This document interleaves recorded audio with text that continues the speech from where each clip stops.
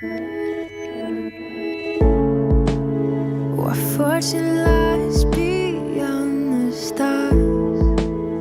Those dazzling heights too fast to climb. I got so hard to fall so far, but I found heaven as love swept low. My heart beating, my soul breathing. I found my life when I laid it down. My wood falling, spirit soaring. I touched the sky when my knees hit the ground.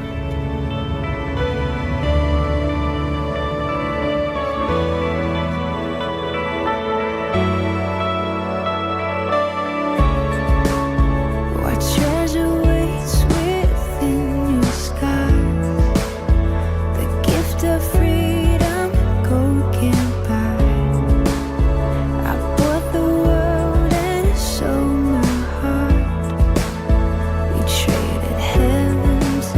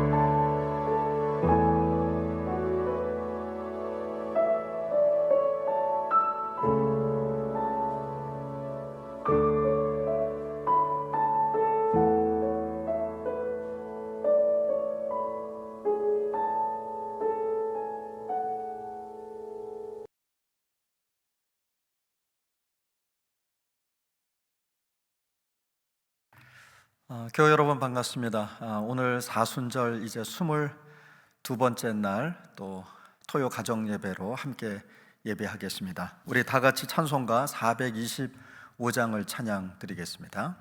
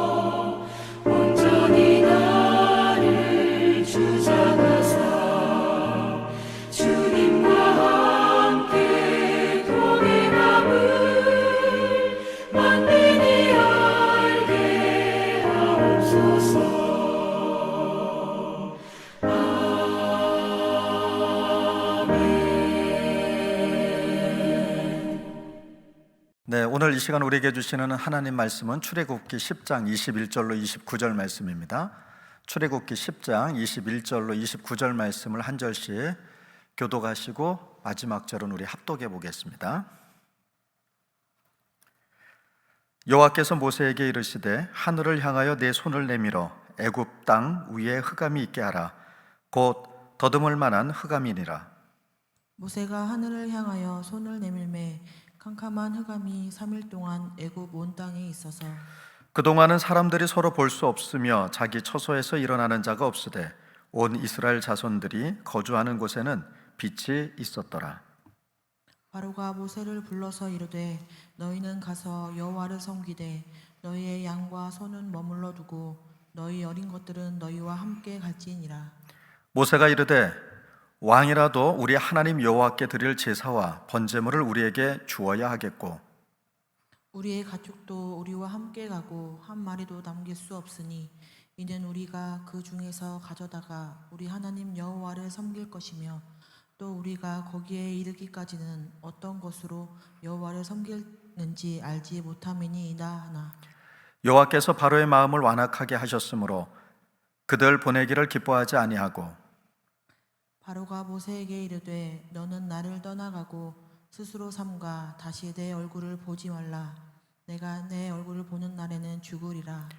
모세가 이르되 당신이 말씀하신 대로 내가 다시는 당신의 얼굴을 보지 아니하리이다. 아멘. 사순절 이제 세 번째 토요일이 됐습니다. 오늘 예배하시는 또 여러분들에게 주님의 은혜와 평강이 함께 하시기를 바랍니다. 교회 여러분, 이번 한 주간 또 세상 속에서 아주 치열하게 또 살아내시느라고 고생 참 많이 하셨습니다. 참 세상살이가 쉽지 않은데 또 믿음으로 잘 살아내 주셔서 감사합니다. 자, 오늘 함께 나눌 말씀은 이제 출애굽기를 계속 읽어 나가면서 출애굽이 시작되기 직전에 일어나는 재앙들인데요, 그 중에 9번째 재앙인 흑암에 대한 이야기입니다. 이제 10번째 마지막 재앙은 장자의 죽음이죠. 그 장자의 죽음을 앞두고 왜 하나님은 하필이면 어둠이라고 하는 그런 재앙을 내리셨을까라고 하는 건데요. 자, 주님의 주권과 우리의 지독한 자기 중심성이라고 하는 이 관점에서 오늘의 본문을 함께 묵상해 보려고 합니다. 자, 여러분 오늘 본문 21절을 보면 자, 어둠을 그냥 어둠이라고 얘기하지 않았죠. 여러분 같이 읽으시면서 아마 느끼셨을 텐데요. 더듬을 만한 흑암 이렇게 얘기합니다. 자, 어둡긴 어두운데 우리 육안으로 완전하지는 않지만 희미하게라도 보이는 경우가 있죠. 또 더러는 밤이라고 하지만 우리가 달빛에 의지해서 뭐 짧게는 수십 미터, 길게는 수백 미터까지도 보여지는 그런 밤이 있습니다. 그런데 오늘 여기서 말하는 그 흑암은 더듬을 만한 흑암이니까요, 우리가 한 치 앞도 보이지 않는 그런 캄캄한 밤입니다. 이것은 단순히 전기가 나가서 캄캄한 정도가 아니라 손으로 만져질 듯한 그런 여러분 무게감을 가진 어둠, 즉 숨이 턱 막히는 그런 압도적인 공포를 얘기합니다. 우리가요 자세히는 보이지 않지만 그래도 사물을 육안으로 확인할 수 있는 정도의 어둠은요 우리 마음에 그렇게 크게 공포심을 심어주지 않습니다. 그런데 정말 한 치 앞도 보이지 않는 그런 어둠 가운데 있으면 왠지 모르게 우리는 겁이 나잖아요. 그런데 이런 일이 3일 동안 여러분 애굽 사람들에게만 임합니다. 애굽 사람들은요 3일 동안은요 바로 내 앞에 있는 사람도 볼 수 없었고, 그리고 자기의 처소에서 일어나는 자조차 없었다, 이렇게 오늘 본문이 증언합니다. 자, 우리는 여기서 질문 하나를 하게 됩니다. 왜 하필이면 어둠이었을까? 자, 당시에 여러분 애굽 사람들에게는 여러 신들이 있었어요. 그 중에 최고의 신은 태양신 라라고 하는 신입니다. 그들에게 태양은 생명의 근원이고요, 그리고 제국의 번영을 보장하는 신이었습니다. 어디 애굽뿐이겠습니까? 여러 그 자연을 섬기는 사람들에게는 여러분 태양은 가장 위대한 신입니다. 그런데 하나님은 지금 그런 애굽의 가장 큰 자부심, 애굽이 가장 그렇게 의지했던 바로 그 신, 그 빛을 단숨에 가려버리시는 겁니다. 그러니까 작은 틈으로라도 새어나올 수 있는 그런 여러분 여지를 아예 남기지 않습니다. 우리 가족에게도 이런 태양이 있지 않을까요? 이것만 있으면 우리 집은 안전해. 대개 이런 걸 우리는 돈이라고 생각하거나 또는 권력이라고 생각하죠. 그래서 집안에 사자 돌림, 사자 들어가는 사람 한 사람 정도 있어야 돼, 이런 얘기들 우리 종종 농담처럼 또 가볍게 하기도 합니다. 아니면 내 자녀가 이 정도 성적만 나오면 미래가 보장돼 있어. 오늘 새벽에도 어제 말씀을 드렸습니다만 여러분 아이들 등급으로 매기잖아요. 1등급. 그래서 인서울뿐만 아니라 우리가 흔히 말하는 스카이. 그러면 우리 아이들 미래가 보장돼 있어. 또 통장에 이 정도 잔고만 남아 있으면 우리 노후는 그래도 괜찮아. 자, 우리가 빛이라고 믿고 의지했던 것들은 아닐까라는 생각을 해봅니다. 그런데 하나님이 그것을 한번 가리시면요 우리는 한 치 앞도 볼 수 없는 그런 무능한 존재라고 하는 겁니다. 아무리 통장에 잔고가 많아도, 아무리 내 자녀들이요 별의 별 곳을 다 나와서 성적이 아무리 좋아도 하나님이 우리를 가리시면 그 어떤 것도 힘을 발휘할 수 없다라는 거예요. 하지만 23절 하반절을 보십시오. 온 이스라엘 자손들이 거주하는 곳에는 빛이 있었더라. 아멘. 여러분, 애굽의 온 땅에 애굽 사람들에게는 한 치 앞도 내다볼 수 없는 어둠이 가득했지만 여러분, 이스라엘 자손들이 거주하는 그곳에는 빛이 있었다는 거예요. 여러분, 고센 땅에만 특별한 조명이 있었을까요? 아니면 특별한 기술이 있었을까요? 아닙니다. 이 빛은 환경의 빛이 아니라는 거잖아요. 그러니까 애굽 온 땅에 어둠이, 흑암이 가득했지만 이스라엘 백성들이 살아가는 그 고센 땅에 여러분 빛이 있었다라는 말은 하나님의 임재의 빛을 의미합니다. 세상이 경제적으로 어둡고 그리고 관계 문제로 우리가 캄캄하고 그렇게 해도 하나님께 속한 가정은요 하나님 자신이 빛이 되어 주신다라는 거예요. 우리 가정이 평안할 수 있는 이유는요, 남들보다 유능하거나 혹은 운이 좋아서가 아닙니다. 우리 인생의 주관자가 하나님이시라는 그 명백한 사실이 우리를 비추고 있기 때문입니다. 자, 흑암의 공포 앞에 바로가 다시 다급한 마음으로 협상을 제안합니다. 앞선 재앙에서는 여러분, 아이들은 두고 가라 이렇게 얘기했죠. 그러면서 어제도 잠깐 살폈습니다만, 대체적으로 부모들은 아이들에게 마음을 둡니다. 그러니까 결혼해서 아이를 낳고 살기 시작하면요, 이제 그때부터는 모든 세상의 중심이 내 아이를 중심으로 돌아갑니다. 자, 그런데 이제는요, 사람은 다 가도 좋다고 합니다. 잘 됐잖아요. 그 자녀들까지도 다 데리고 나가래요. 그런데 조건 하나가 있네요. 이번에는 양과 소는 남겨두라고 얘기합니다. 이게 자녀를 놓고 가는 건 우리는 안 될 것 같아요 라고 얘기하는데, 자녀들 데리고 가면 이제 다른 건 다 놓고 갈 수 있을 것 같았어요. 그런데 여러분, 왜 양과 소는 놓고 가라고 했을까?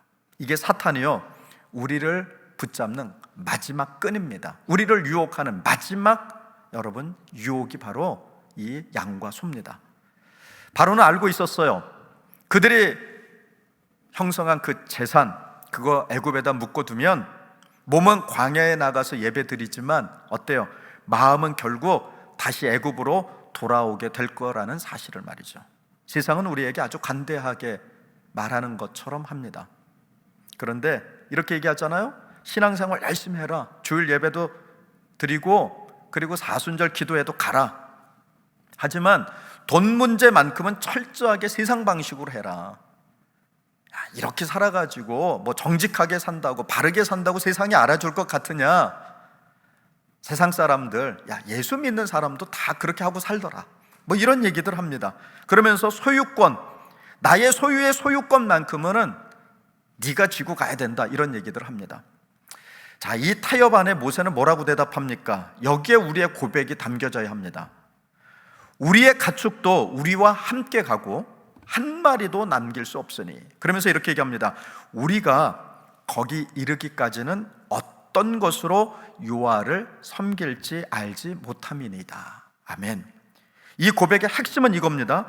내 소유 중에 하나님께 드릴 것과 그리고 내 마음대로 쓸 것을 내가 결정하지 않겠습니다 라고 하는 고백이 오늘 이 고백의 핵심이에요. 우리는 자꾸 하나님께 부분적으로 드리며 생색을 냅니다.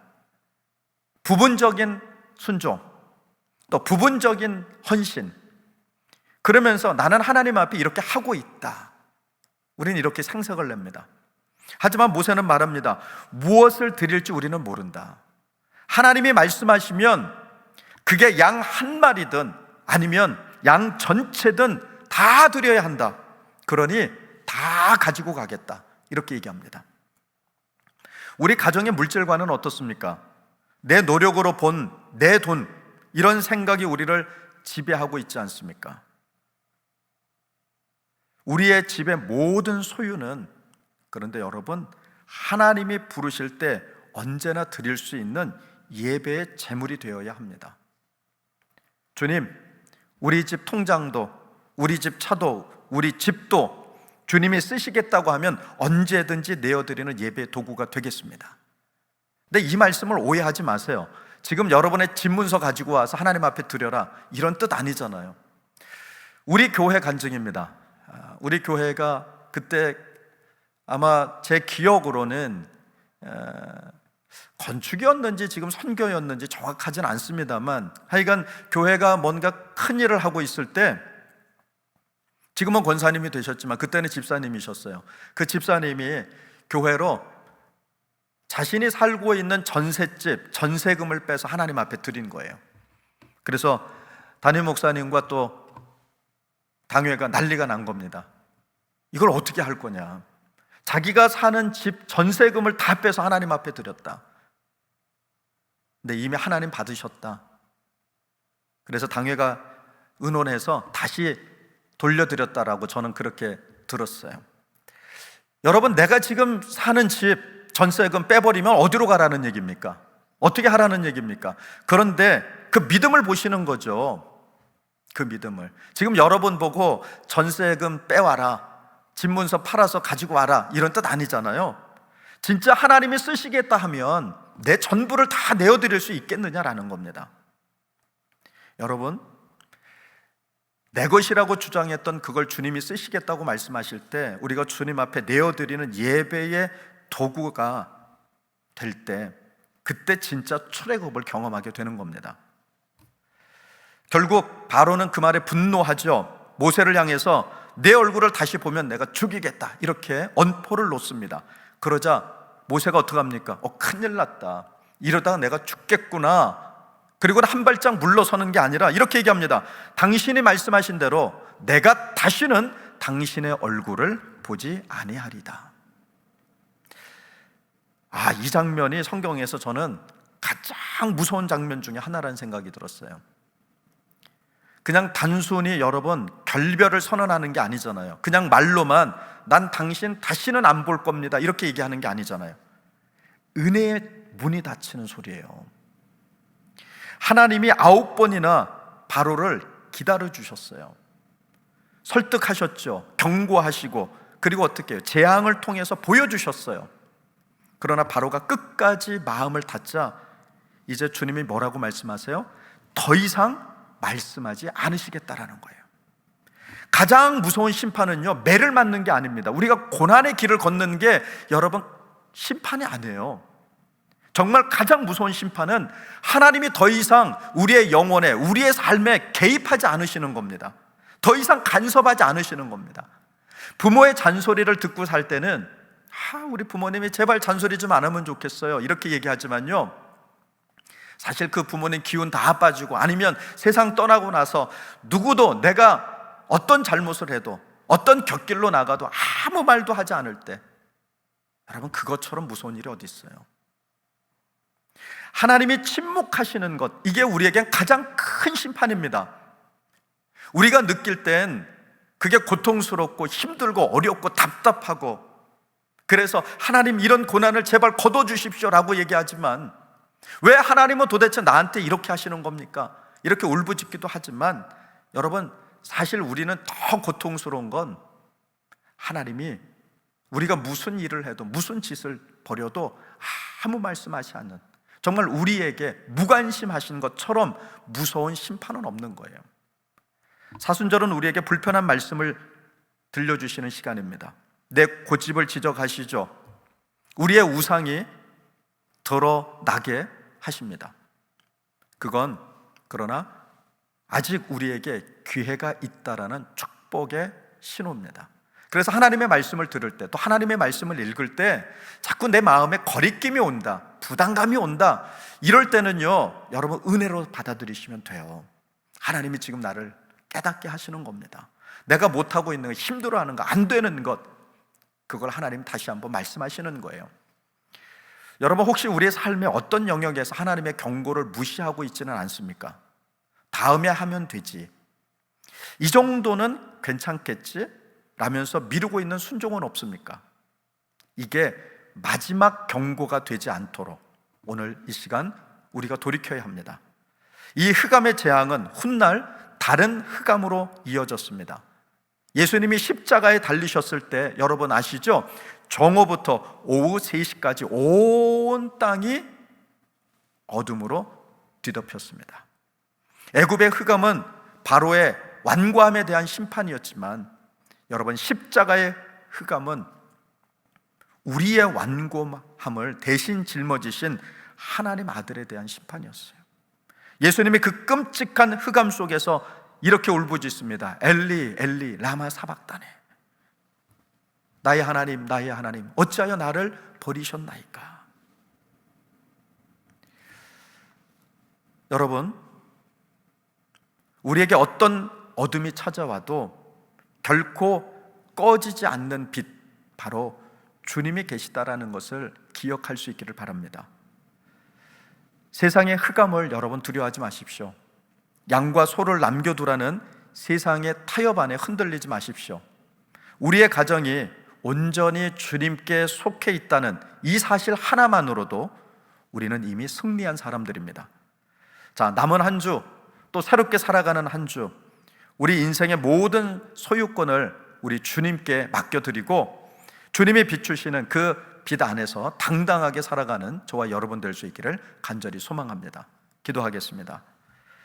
빛 대신 하나님, 캄캄한 세상 속에서 길을 잃지 않도록 우리 가정을 말씀으로 또 인도해 주시니 감사합니다. 우리가 의지했던 세상의 태양들이 가려질 때 두려워하기보다 우리와 함께 하시는 주님을 바라보게 하옵소서. 양과 소는 남겨두라는 세상의 교묘한 유혹 앞에서 우리 집의 모든 것이 주님의 것임을 당당히 선포하는 믿음을 주옵소서. 하나님의 경고를 가볍게 여기지 않게 하시고 은혜의 문이 열려있는 지금 온전한 순종으로 나가게 하옵소서. 우리 가정에 참 빛 되시는 예수 그리스도의 이름으로 기도드립니다. 아멘. 오늘 함께 성찰할 질문은요, 우리 가족이 세상의 가치관과 타협하고 있는 남겨진 양과 소는 무엇인지 한번 돌아보고요, 우리 가정이 세상의 어둠을 두려워하지 않고 주님이 주시는 빛 안에서 온전한 헌신의 삶을 살게 하소서. 함께 기도하겠습니다.